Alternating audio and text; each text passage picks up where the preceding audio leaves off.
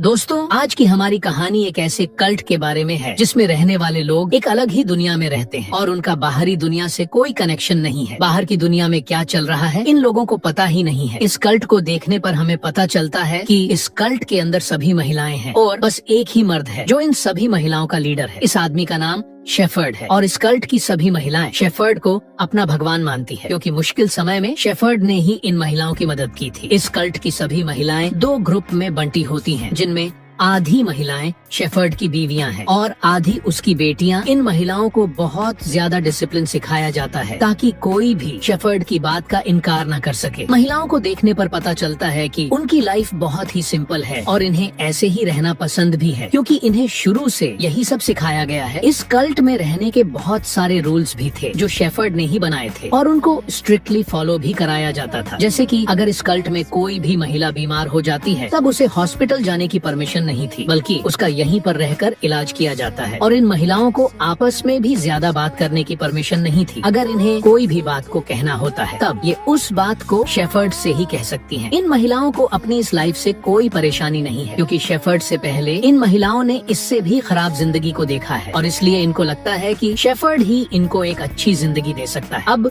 क्योंकि कल्ट में सभी महिलाएं हैं जिनको पीरियड्स आना एक नॉर्मल सी बात है, लेकिन जिस भी महिला को पीरियड्स आते हैं उसको कल्ट से दूर रखा जाता है, क्योंकि शेफर्ड का ऐसा मानना है कि पीरियड्स आने से लड़की अपवित्र हो जाती है। शेफर्ड अपनी बेटियों में सबसे ज्यादा पसंद सेला नाम की लड़की को करता है, क्योंकि शेफर्ड का मानना है कि सेला अभी तक अपवित्र है और वो कल्ट के रूल्स को अच्छे से फॉलो भी करती है। सेला हमेशा शेफर्ड से अपनी माँ की मौत की वजह पूछती रहती है, लेकिन उसने आज तक सेला को सही से आंसर नहीं दिया है। अब इसके बाद सेला एक जगह पर जाती है जहाँ पर कल्ट से दूर दो औरतों को एक अलग जगह पर रखा गया था। यहाँ रहने वाली एक औरत का नाम सेरा है, जिसे शेफर्ड अपवित्र मानता है। साथ ही उसने शेफर्ड की कुछ बातों को मानने से भी इनकार कर दिया था और इसलिए उसे कल्ट से दूर रखा गया है। सेरा को बाकी महिलाओं के साथ बैठने की भी परमिशन नहीं थी, उसे सभी महिलाओं से अलग रखा गया था। साथ ही उसके खाने पीने की व्यवस्था भी अलग ही की गई थी। सेला को भी ऐसा ही लगता है कि वह अपवित्र है, इसलिए वो भी उससे बात नहीं करती है। आगे हम देखते हैं कि सेला जब भेड़ चरा रही होती है तब उसे फर्स्ट टाइम पीरियड्स आता है और वो अपने ब्लड को देखकर बहुत डर जाती है। वो इतना ज्यादा डर चुकी थी, वो एक भेड़ को भी मार देती है। घर आने के बाद सेला अपनी परेशानी किसी को नहीं बताती है और सभी से ये बात छुपा लेती है। सेला से जब भेड़ के बारे में पूछा जाता है तब वो झूठ बोलती है और कहती है कि वो सो गई थी, इसलिए उस भेड़ को कुत्ते ने मार दिया है। शेफर्ड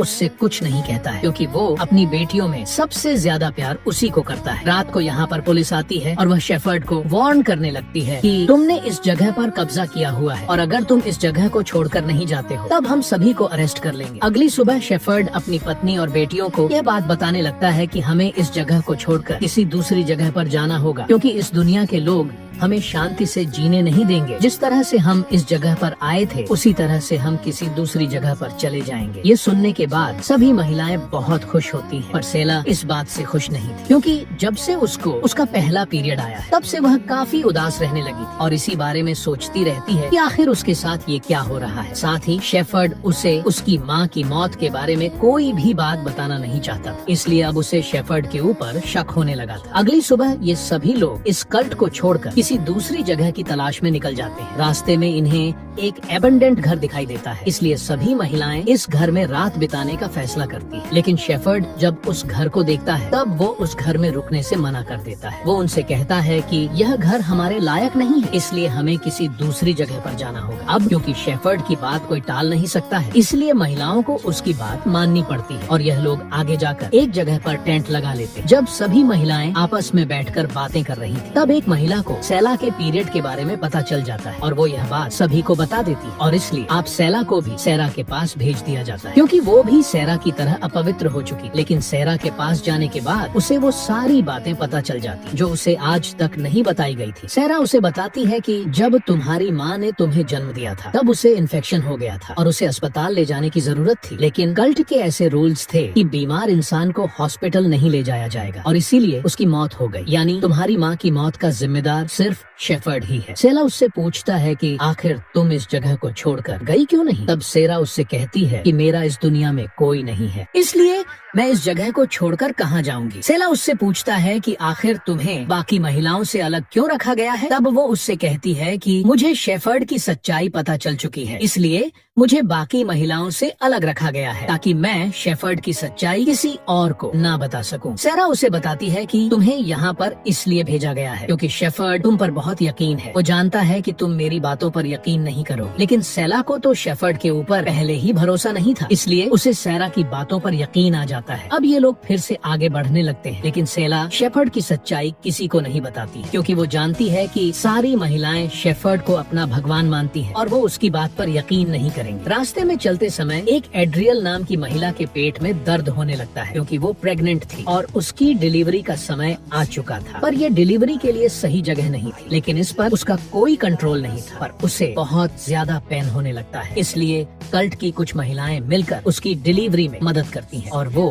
एक बच्चे को जन्म देती है जो एक लड़का होता है, लेकिन बच्चे को जन्म देने के बाद उसकी मौत हो जाती है। अब उसकी मौत से सभी महिलाओं को तो बहुत दुख होता है, लेकिन शेफर्ड को इस बात से कोई फर्क नहीं पड़ता है। ये देखकर सेला को उस पर गुस्सा भी आता है और वो शेफर्ड से कहती है कि उसकी मौत के जिम्मेदार तुम हो, लेकिन इसके बाद भी शेफर्ड उससे कुछ नहीं कहता है। अब एड्रियल की बॉडी को जला दिया जाता है और इसके बाद सभी फिर से आगे बढ़ने लगते हैं, लेकिन सेरा अब इस ग्रुप का हिस्सा नहीं थी क्योंकि एड्रियल ने जिस बच्चे को जन्म दिया था वो एक लड़का था, लेकिन शेफर्ड का उसूल था कि इस ग्रुप में उसके अलावा कोई दूसरा मर्द नहीं होगा और इसलिए वो इस बच्चे को वहीं पर छोड़ देता है। और यही वजह थी कि सेरा उस बच्चे की देखभाल के लिए यहीं पर रुक जाती है। सेला भी उसके पास रुक जाती है, लेकिन वो उससे कहती है कि तुम्हें उस ग्रुप के साथ चले जाना चाहिए क्योंकि तुम्हें शेफर्ड की सच्चाई सभी के सामने लानी है। सेरा की बात मानकर सेला उस ग्रुप के साथ चली जाती है। आगे चलने पर शेफर्ड रास्ता भटक जाता है और इधर उधर देखने लगता है, पर तभी उसकी एक बेटी उसे रास्ता बताते हुए कहती है कि शायद हमें उस ओर जाना है। लेकिन इस बात से शेफर्ड को बहुत गुस्सा आता है और वह उसे मारते हुए कहता है कि क्या तुम इस ग्रुप की लीडर बनना चाहती हो? मेरे अलावा इस ग्रुप का कोई दूसरा लीडर नहीं हो सकता है। वो लड़की उससे माफी मांगते हुए कहती है कि मुझसे गलती हो गई है, लेकिन इसके बाद भी शेफर्ड उसे मारता रहता है। सभी महिलाएं यह सब देख रही थी, पर सेला के अलावा किसको भी बुरा नहीं लग रहा था। अब काफी दिन का सफर तय करने के बाद शेफर्ड इन महिलाओं को लेकर एक जगह पर पहुंचता है जो काफी बड़ा मैदान होता है और वो उनसे कहता है कि मैं तुम्हें धरती पर ही हेवन दे रहा हूँ, मैं ही हूँ जो तुम्हारी जिंदगी को बेहतर बना सकता हूँ। अब इसके बाद वो अपनी बेटियों को लेकर एक लेक के पास जाता है और एक एक करके उन सभी को नहलाते हुए कहता है कि मैं तुम्हें पवित्र कर रहा हूँ। रात को शेफर्ड जब अपनी बीवियों के पास बैठा हुआ था और वो उनसे कहता है कि मैं तुम्हें अब आजाद करना चाहता हूँ ताकि तुम्हारी लाइफ और भी ज्यादा बेहतर हो सके। ये सुनने के बाद सभी हैरान होती है। अब शेफर्ड अपनी सारी बीवियों को उसी लेक पास लेकर जाता है और एक एक करके उन सभी को पानी में डुबाकर मार देता है। अगली सुबह जब शेफर्ड की बेटियों की आंख खुलती है तब वो देखती है कि टेंट से उनकी सभी माँ गायब है। वो ये देखकर बहुत हैरान होती है। जब वो लेक पास जाकर देखती हैं तो शेफर्ड वहाँ बैठा हुआ था और उसके पास